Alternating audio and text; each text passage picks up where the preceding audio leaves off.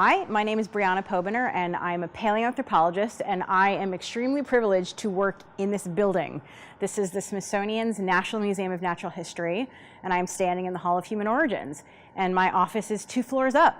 And I started working here in 2005 as a research fellow as I was finishing my PhD. And then in 2007, right as I was finished, I actually spent about 3 years helping to put this exhibit together. My research is on the evolution of human diet. It's not what I'm going to be talking about today, although I could talk to you about it for hours, something I'm really excited about. And I'm particularly interested in the origin and evolution of meat eating. So I spend some of my time here at the Natural History Museum actually doing research, and I often go overseas to places like Kenya to do excavations or to study fossils. But a lot of what I do here in the Natural History Museum deals with education and outreach and really engaging the public about the science of human origins. And so I'll talk to you about the different ways that I do that and how I find that really fulfilling. So one thing that I do is that I help to manage a group of volunteers that really help bring this exhibit alive. They work in the Hall of Human Origins doing a few different things. One is that they give tours to people who want to kind of see the highlights of the exhibit. Another is that they do cart-based or object-based activities on carts where visitors can come in, they can touch real objects, they can learn what scientists learn, they can do the work of scientists, they can talk to the volunteers about what they know and ask them questions. And then another one is just much more casual conversations with visitors. And so I have a wonderful group of 46 dedicated volunteers who last year donated more than 3,700 hours of their time and engaged in over 50,700 interactions with visitors. So I can't be out on the floor here every day all the time, but this is a way for me to help extend that kind of interaction with visitors. And in order to help them do that, we have monthly meetings. I facilitate a Facebook group where they can talk to each other and ask questions and talk about local events going on and new studies going on, and they actually keep me on my toes about everything that gets published in the scientific literature, and then whether things are kind of valid or not, and whether they're things that we want to talk to our public about or not. I want to give a shout out here, particularly to the Office of Education staff here at the Natural History Museum. So Lisa Porter, who's the volunteer manager, actually gave me all of those numbers that I just told you about.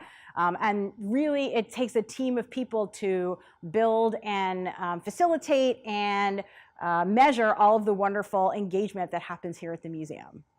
So that's one of the things that I do, kind of indirectly working with visitors here at the Natural History Museum. Another one is that I get to facilitate public programs here. So one program that we have that happens twice a month is called our Scientist is In program, and that's usually for 2 hours at a time. And that is based on very informal interactions with visitors. Usually I bring in experts, scientists. They can be everything from faculty members and researchers to graduate students, even undergraduates. And they have objects on carts that visitors can touch, and it's really informal. And it's meant to be very visitor-driven.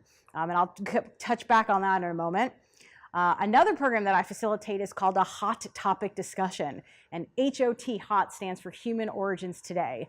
And that's where we have a discussion also that happens right here in the Hall of Human Origins. Happens for an hour. There's a short introduction by an expert on a certain topic, and then it's again a visitor-driven, informal question and answer conversation. And there we get to touch on topics where the science of human origins really intersects with societal interests sometimes. So sometimes it's hot unpublished research. Sometimes it's about things like biological variation. It's about race and what does that mean. It's about conservation. It's about really anywhere where, as I said, the science of human origins kind of intersects with societal interests. And those are really wonderful conversations to facilitate. So one of the things that I offer as I put on my educator hat for anybody who's doing one of these expert-led programs in the Hall of Human Origins is a little bit of coaching and training about science communication techniques, because that's something that we can all use. So when I'm talking particularly to graduate students, or maybe to people who aren't as comfortable with or familiar with or haven't had a lot of practice with engaging with the public, because as we go on our scientific careers and get more and more kind of deep into our research, sometimes we forget how to talk to the general public about what we do. And actually, one of the fun things about getting to do these programs is it reminds me, and it reminds a lot of my colleagues, about why what we do is really fun. So some of the principles that I talk to them about are things that are really simple, but sometimes we forget, like introduce yourself, say your name, tell people where you're from, tell them where you work. Try to connect on a personal level. Talk about things like, oh, you know, I have a kid that's the same age as your kid, and they're interested in these things, and here's the part of the world or the part of the country that I come from. I talk about trying to avoid very specific scientific jargon or technical terminology, because frankly, it can make people feel a little bit dumb and it can be off-putting. So I say, if you're going to introduce scientific terminology, then at least define it or use another word, something that's maybe kind of something that means the same thing but is maybe more familiar. I also talk to them about using analogies, and this is a really important principle in science communication. So if I were to tell you that the brain size of a particular early human species is 400 cubic centimeters, you might not really know what that means off the top of your head or inside your head or something like that. But if I tell you that it's about the size of a baseball, then we're all set. So trying to make the unfamiliar familiar by using an analogy can be really helpful. I also talk about, particularly when engaging with kids, just bend down and get on their level. Look them in the eyes. Validate their questions. Tell them that they could be scientists when they grow up. And one of the things that I like to do when I'm participating in these public programs is I always tell kids that I'm going to let them in on a secret. I'm a scientist because it's really fun. I get to solve mysteries and I get to go on adventures. And I'll talk a little bit more about my own experiences doing this in a moment.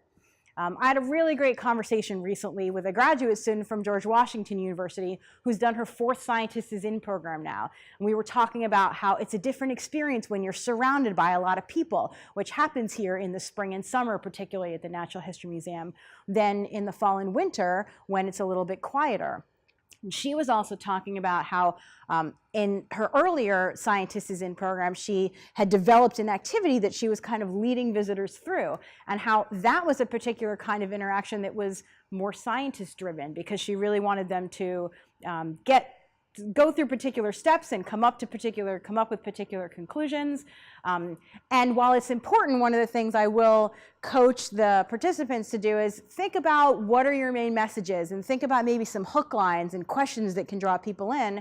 But she realized that when she had more casual conversations, that they tended to be more visitor-driven, and they tended to be longer and deeper interactions. And so I think having more practice in that can be really helpful.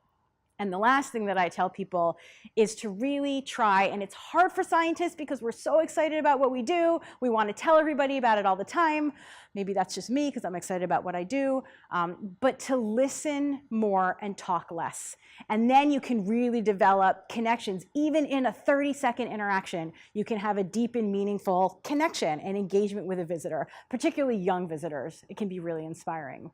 So some of the things that I like to do when I'm doing these Scientists is In programs particularly, I like to talk about the adventures that I have. I like to talk about the trials and tribulations of doing research, and the failures and the questions and the thrill of discovery when I'm out on excavations and I'm actually digging up fossils of 1.5 million-year-old animals that my ancestors butchered and ate. And nobody has had a chance to touch or see this until now when I found it. And that just sends chills up my spine. And being able to communicate that excitement and that discovery is something that's really important. I can talk about how science is actually a really social endeavor. I met my best friend on an excavation in Tanzania when we were in graduate school. 10 years later, she invited me to participate back on her research project that she was leading in Tanzania. So I talk about how it takes a village to kind of do really good science a lot of the time. And I also really talk about, why do I study what I study? It's because biological anthropology is about all of us. It's about everyone on the planet. It's about understanding the past to figure out why we are, how we are, who we are today, and potentially where we're going in the future. And so I think it's almost the most fundamental science that we can think of. And as I mentioned before, it's a lot of fun. So I encourage biological anthropologists to definitely get more involved in doing outreach, whether it's online, whether it's on-site, but it's a lot of fun, and it can remind you really of why what you're doing is so satisfying, interesting, and a lot of fun. Thank you.